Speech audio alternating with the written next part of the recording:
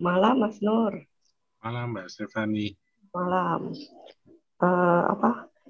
Mungkin saya boleh cerita atau bertanya tentang teleportasi, fenomena teleportasi. Hmm. Apa? Ingatan waktu kecil, saya itu pernah hilang ya di Candi Prambanan. Jadi saya hilang eh, di tempat lain sekitar 5 menit gitu. Terus saya takut karena waktu itu saya masih umur 5-6 tahun ya, masih kindergarten Ya. gitu. Lalu saya teriak, takut, saya lari. Akhirnya untung saya bisa balik lagi. Nah itu setelah saya ikut ikut ikut beta talknya Beta UFO, kan itu juga disebut bahwa ada dunia paralel ya, ada dimensi, bahkan ada 11 atau 21 dimensi gitu. Terus sampai sekarang saya masih bertanya-tanya, itu fenomena apa yang waktu itu bisa terjadi seperti itu gitu. Mungkin ada yang pernah membaca atau ada pengalaman lain gitu, bisa diceritakan. Ya, ya, terima kasih Mbak Stefani atas sharingnya. Mungkin dari teman-teman yang lain punya pendapat atau cerita.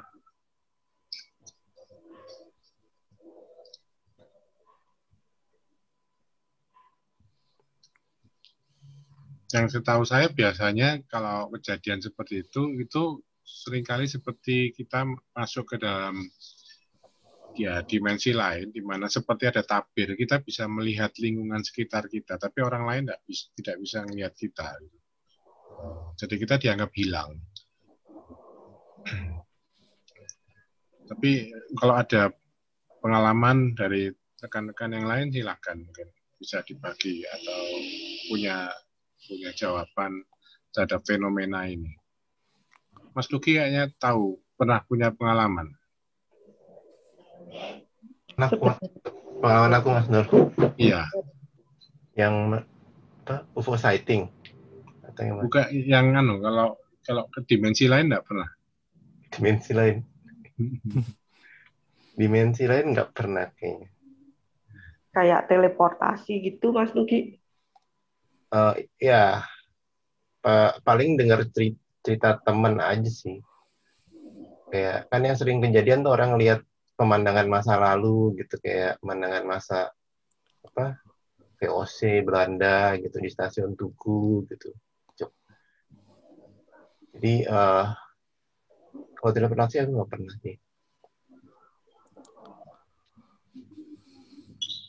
Ini loh Mas Nur, Mas Nur ingat nggak ada orang di Beta UFO Surabaya dulu yang datang, teman saya, Oh yang saya ya. datang telat, yang saya datang telat itu itu kan namanya Yudo waktu itu. Nah itu mungkin ceritanya hampir sama ya, seperti apa namanya yang tadi orang lihat VOC tadi. Jadi teman saya itu dikabari oleh saudaranya, entah saudara kandung atau mana. Dia tinggal di Surabaya, di daerah Dupak sana itu. Terus saudaranya itu ngomong, "Oh, aku tadi tuh lihat kamu nganterin cewekmu gitu, goncengan." Terus si Yudo ini jelasin, "Loh, aku sudah nggak sama si perempuan itu gitu." Tapi si teman saya Yudo ini kemudian cerita, memang dulu ketika saya masih sama dia, saya ini nganterin dia kerja, terus nganterin dia kerja, terus jemput dia pulang lah, istilahnya seperti itu. Masalahnya adalah si perempuan ini tuh sebenarnya sudah nggak ada, sudah wafat lah, istilahnya seperti itu. Tapi saudaranya tuh lihat si Yudo ini gonceng si perempuan itu. Jadi seperti sesuatu yang terjadi di masa lalu gitu, Mas Nur. Tuh seperti itu sih. Jadi ya sepeda motornya sama, orangnya sama. Padahal saat itu Yudo nggak di situ. Saat itu Yudo nggak di situ. Ya entah ini mungkin sama atau enggak ya. Tapi sih dia ceritanya sih ini kayak sesuatu yang jadi kayak rutinitasnya dia di masa lalu, terus dilihat orang lain di masa sekarang. waktu gitu. Ya. Itu seperti kejadian dimensi waktu lain gitu ya. Mungkin. Ya, ya. Waktu yang di Prambanan tuh itu yang hilang 5 menit itu pindah kemana, Mbak? Jadi waktu itu di Prambanan saya itu ada tradisi ya. Prambanan itu. Jadi setiap orang yang datang itu menyentuhannya ke kaki patung Loro Jonggrang ya. Jadi pas saya menyentuhkan tangan saya di situ, saya lihat ke patungnya Loro Jonggrang, itu ada kilatan cahaya gitu. Lalu saya hilang. Nah, hilangnya itu waktu itu kan rame itu di Candi Prambanan itu lagi rame-rame karena musim liburan anak-anak sekolah. Lalu saya nyentuh patung itu, ada kilatan kayak petir gitu, terus saya hilang di tempat lain, seperti sawah, tandus, dan saya sendirian di situ. Orang-orang di sekitar itu yang pas di Prambanan rame itu hilang, jadi tinggal saya sendirian di situ. Lalu saya kaget, terus saya teriak-teriak, lari, saya sempat lari 5 menitan gitu, saya teriak-teriak, terus saya balik lagi, dan saya dalam keadaan lari dan masih teriak-teriak gitu. Seperti itu kejadiannya. Kalau di Prambanan berarti waktu megang tuh berarti masuk ke dalam candi yang naik tangga itu ya, Mbak? Ya di pas patung Loro Jonggrangnya itu loh. Tapi lari-larinya kemudian ada di bawah, di pelatarannya. Lari-lari masih, jadi saya larinya menjauhi patung itu, masih di sekitar itu, menjauhi patung itu. Dan orang-orang kan rame lagi kan di situ. Ini apa ini anak kecil, ada yang nangis ketakutan gitu. Orang-orang udah seperti itu. Lalu saya nemukan bapak ibu saya lagi di situ, langsung diajak pulang. Dan sampai sekarang saya belum pernah ke sana lagi. Dan orang tua saya tidak pernah bawa saya ke situ lagi karena takut. Jadi sampai sekarang, sampai saya sudah tua, saya masih kepikiran sebenarnya itu fenomena apa yang terjadi itu. Apakah itu waktu dimensi lain atau dunia paralel yang lain atau bagaimana gitu. Saya bukan mengkhususkan di bidang ini ya, tapi kalau saya bisa memberikan pendapat ya, sepertinya dunia paralel ya, pindah ke lewat portal gitu terus masuk dunia paralel. Cuman kalau yang pertama kan kelihatan tahu ya apa yang men-trigger itu, tapi ketika setelah 5 menit baliknya kok bisa tiba-tiba balik gitu, apa yang membuat bisa balik? Ya memang apa ada yang mau mencoba ya. Saya pernah ke Prambanan tapi belum sampai nyoba yang pegang. Mbak Stefani ketika hilang ya setelah lihat kilatan cahaya itu, Mbak sempat lihat nggak waktu itu langit warnanya apa ketika Mbak memijakkan tanah tandus di situ? Masih ingat nggak? Atau sama-sama birunya? Biru terang siang hari. Biru terang siang hari. Yang mau sore gitu, redup-redup. Tapi masih gitu. Lalu saat itu kondisi sepi ya, Mbak Stefani ya? Orang.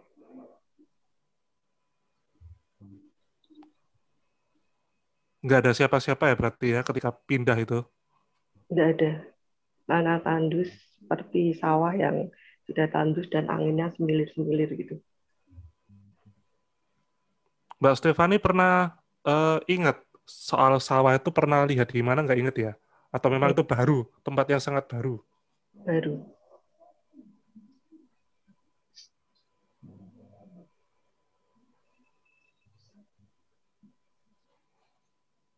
Ini mungkin ada yang agak mirip mungkin ya. Yang Philadelphia eksperimen mungkin seperti ini nggak ya kira-kira Pak Nur? Mungkin tahu? Ya kalau yang Philadelphia eksperimen juga pindah ke tapi juga bukan cuma pindah tempat, tapi juga pindah waktu dia. Tapi Lalu orangnya kembali mati lagi. ya. Orang-orangnya mati yang di Philadelphia tuh. Enggak semua sih. Yang kalau ada yang mati itu karena waktu kembalinya dia tembus. Jadi gini, pada waktu kembali dia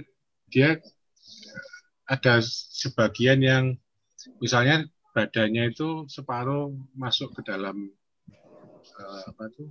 badan kapal Ya. seperti itu. Nah itu mati.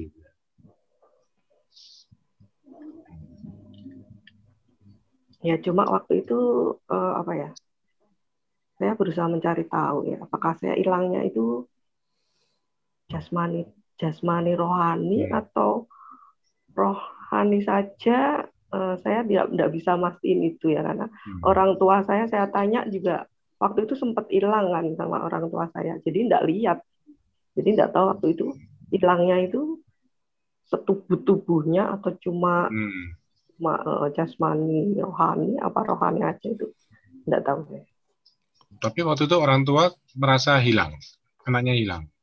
Ya sempat tidak lihat karena agak terpisah agak jauh. Karena Tapi saya tujuan ke patung itu. Oh, tapi tidak merasa hilang ya? Dikira mungkin cuma main-main di luar gitu. Iya, main-main di mana gitu. Setelah itu nggak ada yang terjadi, Mbak Stefani. Yang terjadi? Iya, setelah itu. Setelah Besoknya pulang mungkin itu, atau malam hari ketika tidur. Ketakutan. Kan masih kecil waktu itu. Jadi ketakutan sampai mungkin saya tidak bisa omong seharian gitu. Ditanya orang tua juga saya diem aja. Malam hari nggak mimpi-mimpi buruk ya? Mimpi buruk sampai demam.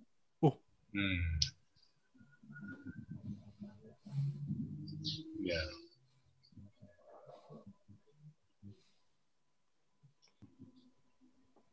Nah setelah itu ada minat nggak dengan dunia UFO ini?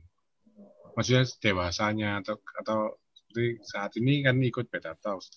Kira-kira kenapa kok suka ikut seperti UFO gini? Oh, kalau itu memang dari kecil saya suka astronomi ya.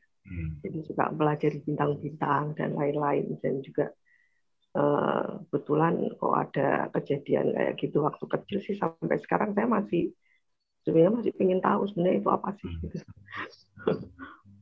Seperti itu. Ya.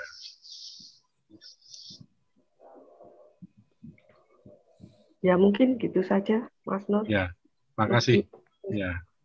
Mungkin kalau ada info kasih. Ya. Selamat malam. Malam.